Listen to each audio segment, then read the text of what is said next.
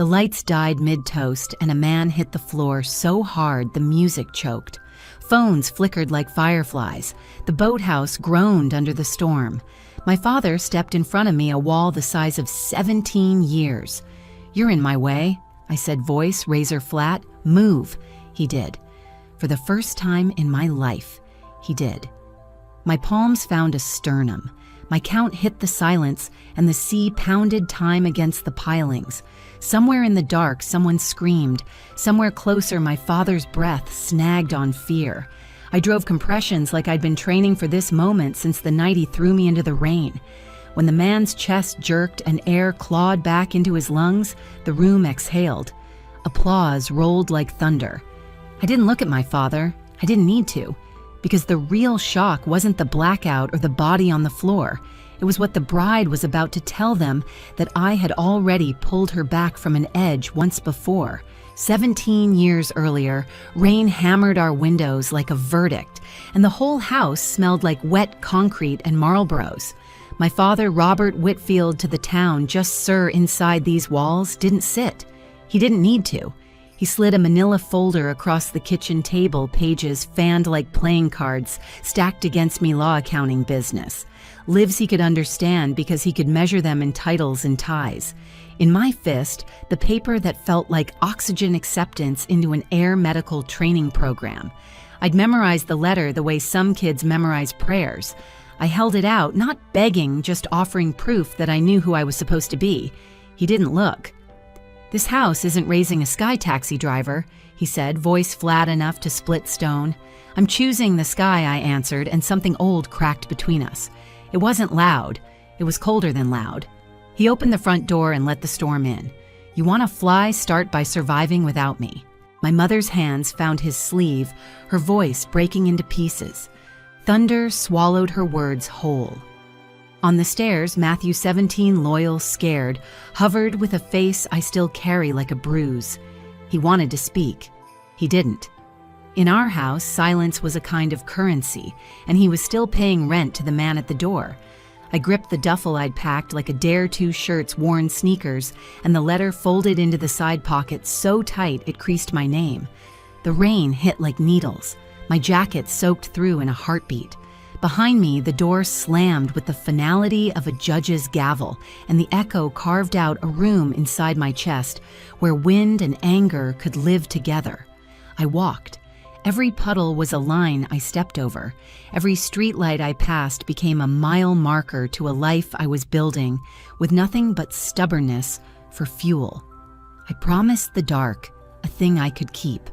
Every mile I run will be my answer. Those first months were a collage of tired two jobs, cheap coffee that tasted like burnt pennies, textbooks with pages that smelled like ink and hope.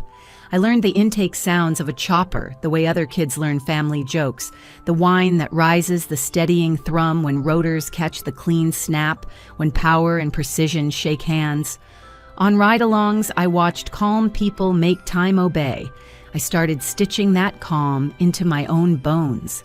Some nights, when the air shifted and the world smelled like rain again, I'd remember the slam of that door and the way my name turned into air. I didn't hate him for choosing control over love. Hate would have dragged me backwards. I did something quieter.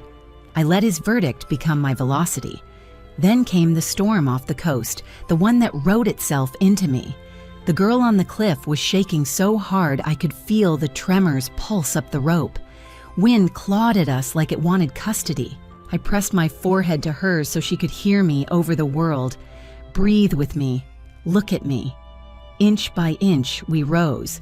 When we hit the deck, my hands were raw, and the gauze I wrapped around her arm went stiff with salt. I kept that strip. I told no one. It wasn't a trophy. It was a compass. Some say I was running from my father. Maybe. But the truth is simpler and more stubborn. I was running toward the person I'd already been the night he said, "Get out."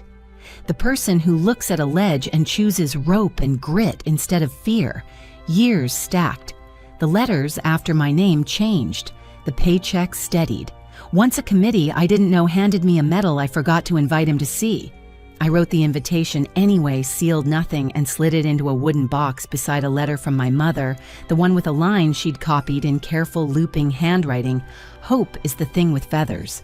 On the worst days, I'd unfold both, then fold them back. They were proof two people can love you in opposite directions, and you can still fly straight. When word drifted north that my father was still my father, opinions heavy as anchors, pride sharp as knives, I shrugged and flew another night. Talk circulated that he'd bragged I couldn't hack a real career to anyone who would listen at the harbor. Some believe he saved his kindest smile for strangers and the coldest one for me. Whispers suggest he kept a spare phone for messages he didn't want traced. I didn't go looking for any of it. Not then. Because life kept happening air that smells like metal and rain sirens chewing up distance, the steady count of compressions in a hummingbird chest, a winch squealing like it's singing. And the quiet moments too, hands around a warm mug at 3 a.m. writing a line in the flight log that only I would ever read. By the time a cream-edged invitation found my kitchen addressed to Whitfield family in gold that glowed like it knew exactly where to hurt, I was 35 and no longer waiting for permission to exist. The fog off Camden rolled in thick gulls, scissored the sky, and the word family stared back until it blurred. My phone buzzed. Don't come. Don't embarrass him. No name, but the shape of the cruelty was familiar. I set it down and let my breath even out. Heat rose, not the kind that burns, the kind that welds. I placed the salt-stiff gauze on the counter, my quiet promise that what I'd built wasn't a phase, it was a spine. I told the empty room the truth I'm going, not for him, for Matthew, and for what Hannah already knows. I folded the invitation into my bag and slid the gauze into a hidden pocket like a secret handshake with the girl on the rope and the woman I became. The mirror by the door caught me in a slant of gray, light hair back. Jaw set, eyes steady. I didn't look brave. I looked busy. Then I locked the apartment and walked into a morning that smelled like rain and decision, the kind New England keeps on tap every fall. 17 years since the door. The harbor moaned its long, low warning, the kind that tells fishermen when to stay in and me when to go. The rehearsal dinner felt staged for a verdict, garlic butter and scallops perfuming the room, gold lights strung across old beams that still smelled like tide. I took a seat in the middle. Safer there, or so I told myself. My father took the head like a ship's captain who believed the harbor owed him calm water. He didn't toast, he baited. Flying in circles all day, he said, swirling his wine. Some of us grew up to do real work. Chairs ticked, forks hovered, my throat stayed loose. I let the quiet work for me. A woman near the end set her napkin down. She flew my husband in when his heart stopped. She said, voice steady as a nurse's hands, "He's here because of her." A murmur moved through the room like a change in current. One of his old firehouse friends leaned forward. "Robert, you of all people know this is service." Color rose along my father's neck. He kept his eyes on me. "Not in this family," he said. "We don't call that a profession." There it was, the smallness dressed as standard. I didn't give him the scene he wanted. I lifted my water-tasted metal and lemon and smiled like someone who'd met storms with less furniture in the way. Under the tablecloth, warm fingers brushed mine. Hannah. Tomorrow she breathed a promise disguised as a whisper. "I'll tell them." His gaze sharpened like a hook, but he let the line play out. He turned to charm someone else. The band pretended nothing had happened. The lights pretended not to flicker. I pretended to, ate 2 bites, laughed. Where laughter made sense, and left early under the excuse of an early flight check. The inn window rattled like a loose memory. I set a wooden box on the desk and lifted the lid. My mother's letter was on top paper, softened at the folds. Hope is the thing with feathers she'd copied her loops, calm and exact. Beneath it, the invitation I'd written and never sent, "Come see me receive a medal." The watermarks were old tears dried into a coastline.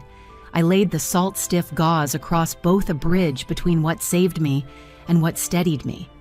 My phone glowed with the message that had knifed my morning, "Don't come. Don't embarrass him." I followed the breadcrumb trail I'd ignored at breakfast, old contact backups, a number tagged years ago when he'd handed me a spare phone for emergencies. The match hit me like a door I'd already heard slam. Some believe he kept that second number to say things he didn't want traced back. Talk circulated that he used it when he needed to be cruel without fingerprints. I didn't need rumors now. I had the screen. I took the shot. Evidence saved. Thread deleted, not to forget, but to choose. Tomorrow would speak louder. Outside, the wind tightened, combing the water into dark ridges. I touched the edges of the metal letter, then slid everything back. Mother's hope, my unsent invitation, the gauze that remembered salt and lightning. I closed the lid and felt something settle. Not anger, alignment. Sleep came in slices. I dreamed of ropes humming in storm air and a girl's breath syncing with mine. I woke before dawn to a sky the color of pewter and a gull screaming like it had gossip.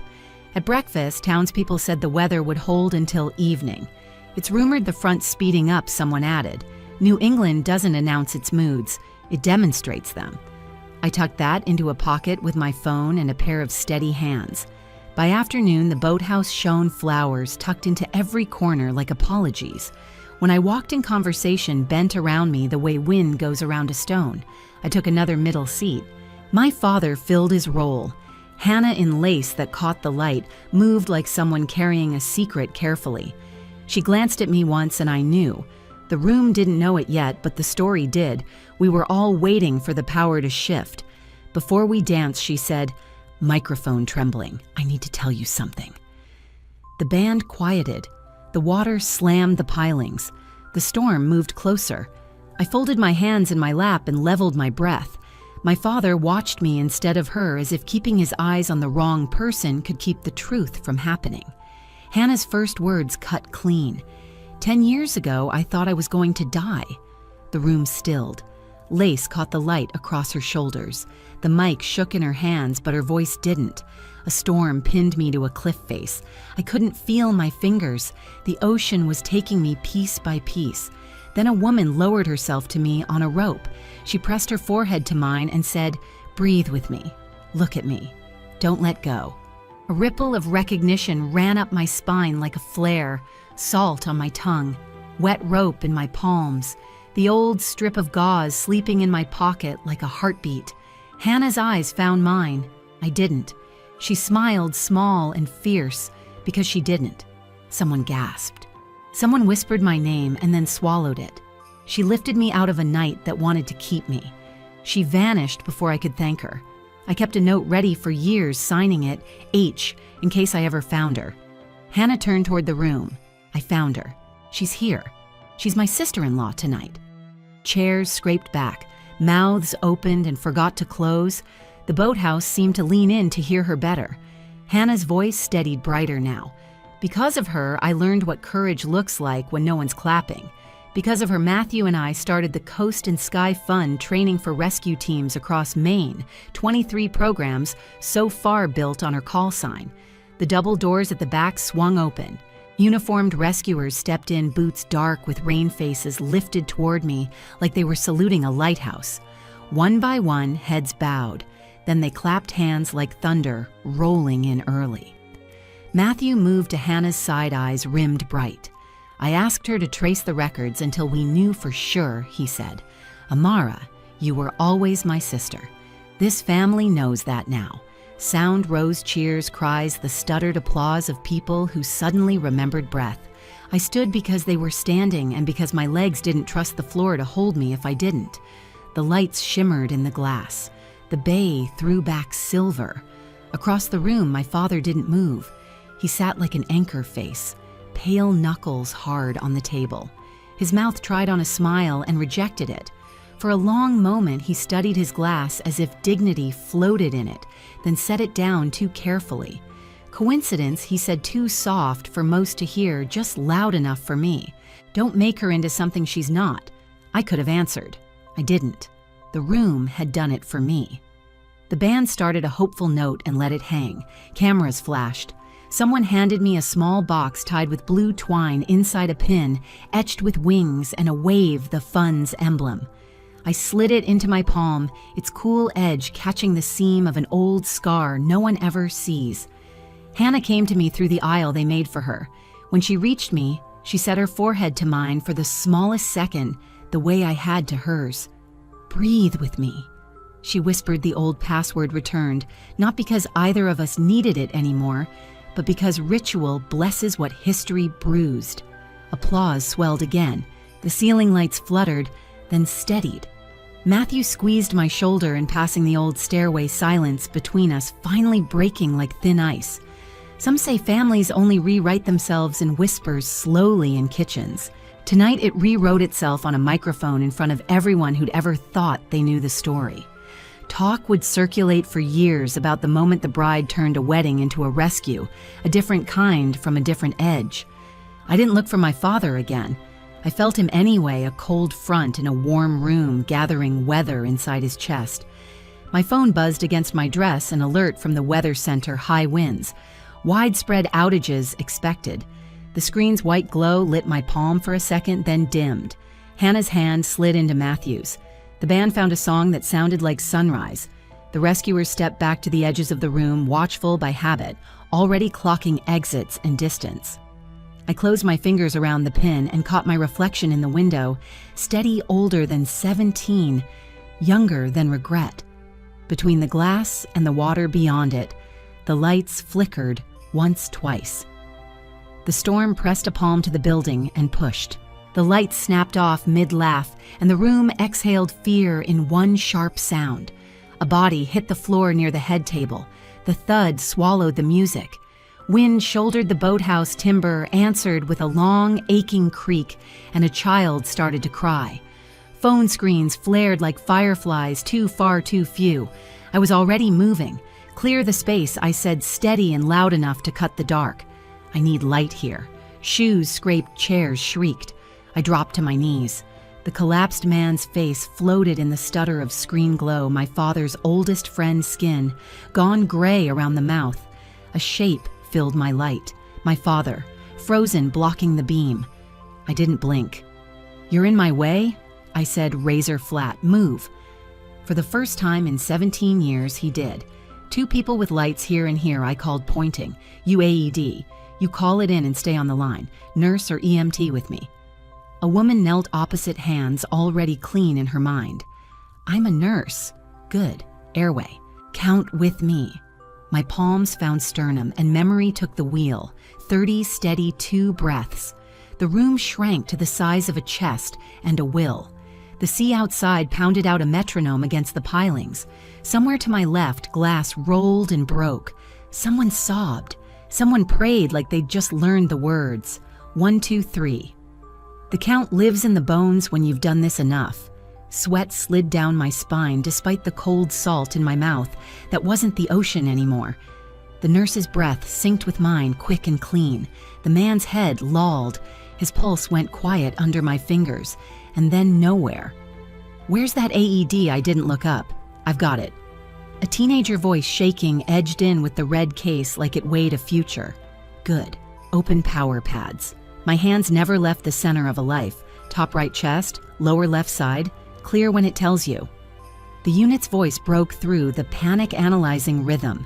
"Do not touch the patient." The room held its breath the way water holds a stone. "Shock advised." "Clear," I said, and even the storm seemed to listen. The jolt cracked through the dark and left a taste of metal on the air.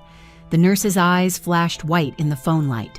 "Resume compressions," the machine ordered. I did harder, faster, the beat in my wrists matching the wild percussion of rain. A thought skittered past like a gull. "You are exactly who you said you'd be the night he slammed the door." I didn't let it land. This wasn't about proving anything. It was about rhythm and return. Minutes stretch in places like this. They get long and thin and then snap. Sirens swelled outside, red strobes licking the windows. The paramedics slid through the doors on a gust of wet air, already gloved, already nodding at the count. We became one machine: compressions, bag, rhythm check. Clear shock compressions again. The nurse never flinched. My shoulders burned. My spine talked to me in a language of fire. Then the chest rose under my hands with a stubborn little gasp. Another. A cough, rough and rude like a door, kicked back open. The AED's tone changed. So did the room. Sound rushed in tears, a shout applause starting timid and then catching like dry grass. I sat back on my heels, breath-ragged hands shaking in tiny electric aftershocks. The paramedics took over monitor oxygen, the practiced ballet of saving that looks like chaos to anyone who hasn't lived inside it. They loaded him fast, but not hurried. Professional calm has a gravity that pulls everyone safer. I wiped my forehead with the back of my wrist, smearing sweat and salt, and looked up without meaning to. My father stood 3 feet away, rain shining in his hair from the door draft, a crack running straight through the middle of him, where his certainty had been. His eyes were wide in a way I'd only ever seen when lightning finds the ocean. He opened his mouth. Nothing came out. I didn't need it to, not yet. The generators coughed alive, spitting yellow light across faces that looked like they'd been painted in surprise. The band stood weirdly at attention instruments, useless in their hands.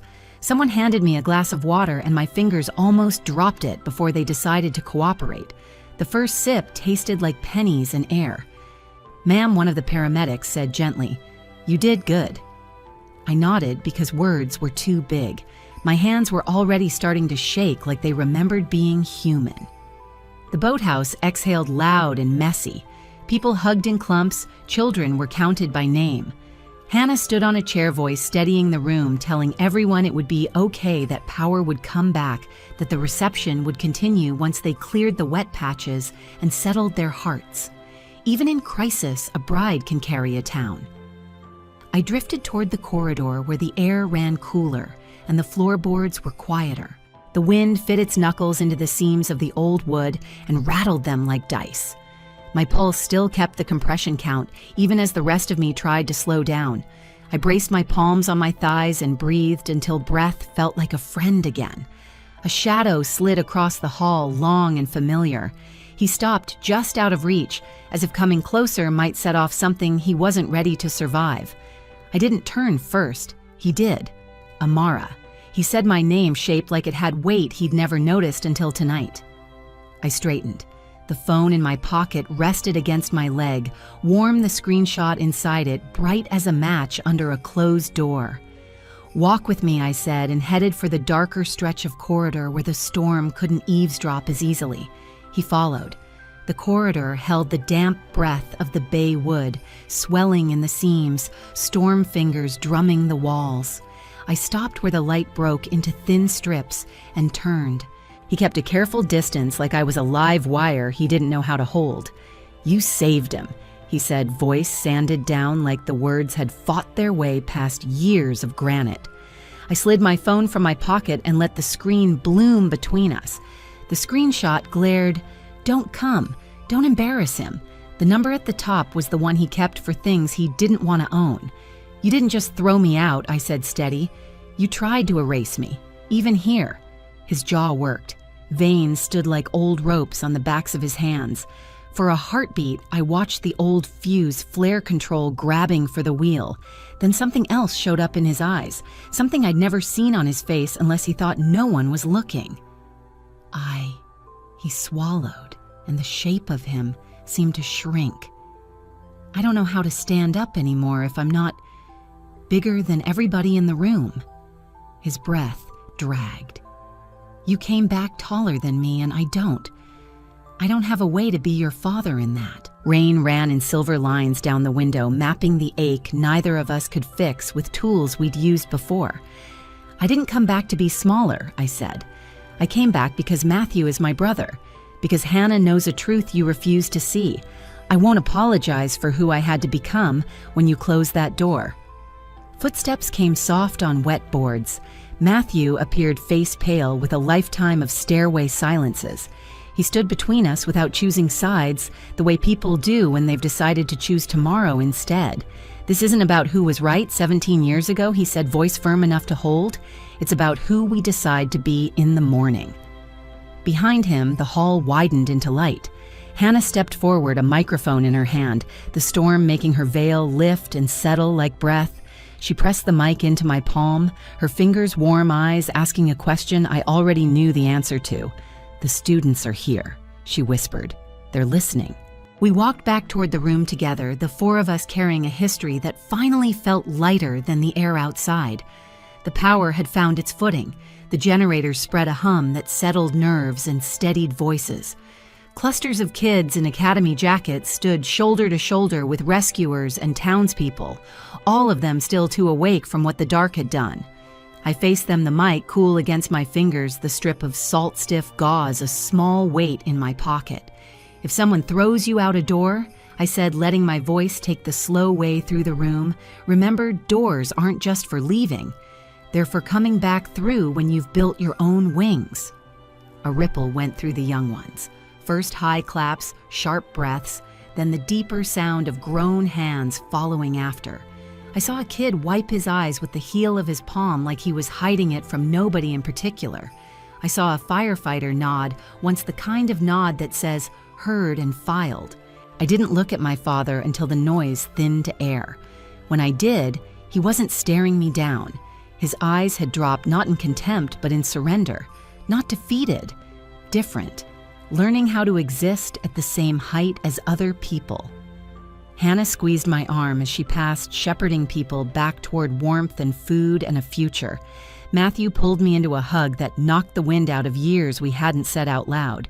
"You were always my sister," he said into my hair. Always.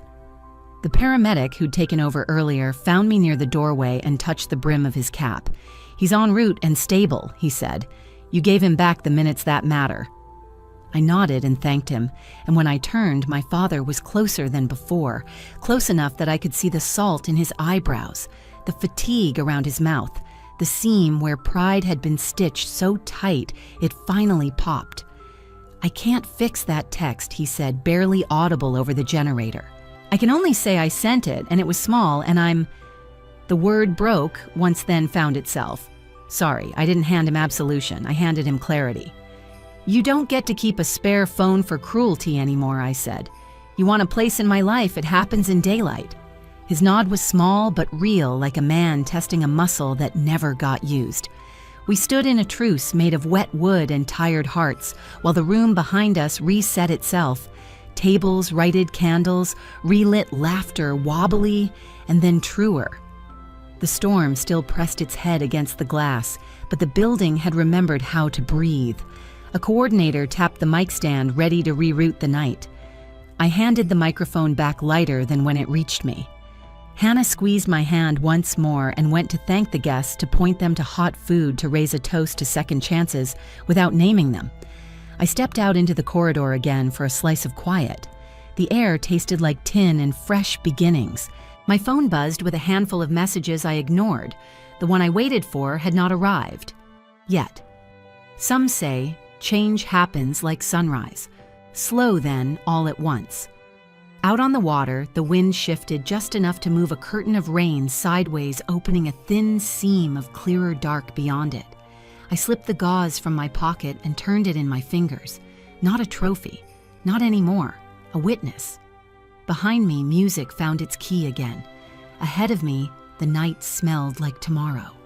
Morning came in silver. The bay wore a skin of fog, thin enough to see the working boats ghost along the channel. Gulls cut the air like paper darts. I ran a palm over the life flight's nose, felt cold metal wake under my hand, and climbed in. Switches found their homes. The rotors gathered the sky and gave it back as a steady thrum. Rockport slipped small beneath me, rooflines like folded envelopes, docks like ribs. The pier where my father had spent half his life telling water what to do unraveled into a thin line and then a dot. I leveled out the altimeter, holding true the horizon, a pencil mark I could trust. My phone strapped to the dash like an obedient star lit. A number I knew without looking. His main line. No spare phone, no shadow. If you want, meet me at the pier. No past, just learning how to stand beside each other. I let the message breathe. I didn't answer. Not because I couldn't. Because the girl with the duffel and the woman at the rope both deserved a choice that wasn't rushed by weather or applause. The helicopter hummed like a heartbeat I could set my own to. Sunlight threaded through the clouds and flashed across the windshield, a slow blink. In my pocket, the salt-stiff gauze pressed a small, honest weight against my thigh. In my head, my mother's line floated up the way it always does when the air feels thin. Hope is the thing with feathers, not a promise, a direction. Below the town began to move coffee steam curling from doors, fishermen hefting the morning on their backs, a boy on a bike racing his shadow along the harbor road. Somewhere under all that, Hannah and Matthew would be waking to a day that would never tell the story the same way again. Somewhere near the waterline, my father would be standing taller than last night, not because height changed, but because pride finally loosened its boots. I thought about the unsent invitation still sleeping in the wooden box, about the medal I didn't ask him to see, and the mic I didn't ask to hold. I thought about the corridor where I handed him his own words and he couldn't carry them anymore. None of it added up to forgiveness on command. It added up to room, and sometimes room is the first mercy either of you can manage. The radio crackled, routine, friendly, alive. I made a wide pass over the point, the water wrinkling under our shadow like a waking eye. The pier drew its thin line again. I could picture him there already, jaw softer, shoulders, learning a new math. Maybe he'd have 2 coffees, one going cold. Maybe he'd stare at the place where the storm broke and the lights died and still think the worst thing that ever happened was the moment I told him to move and then watched him do it. I touched the phone and let the screen go dark. The choice wasn't yes or no. It was not yet. I would land when I was ready in daylight with both feet under me and no spare numbers left between us. Hold your altitude, I told myself, quiet into the rotor wash, and the machine obeyed. The bay opened like a palm. My shadow stitched itself to the water, long and sure, and for a breath, the outline of the aircraft and the outline of my body fused into one dark shape moving forward.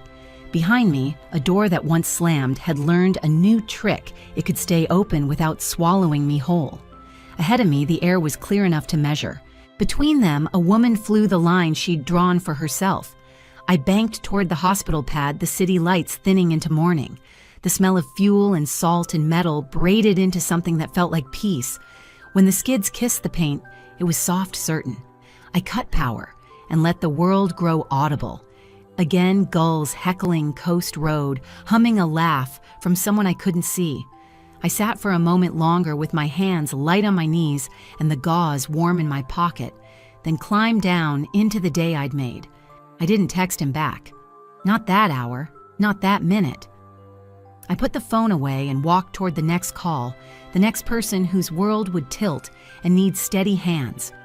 Because this is what I know: you can build wings out of the same weather that tried to drown you. And once you've done that, you get to choose which doors you use and when. If your family ever wrote you out of your own story, what did you do next? Tell me below. If this hit home like the video and subscribe, your story might be the one someone needs to hear to keep going.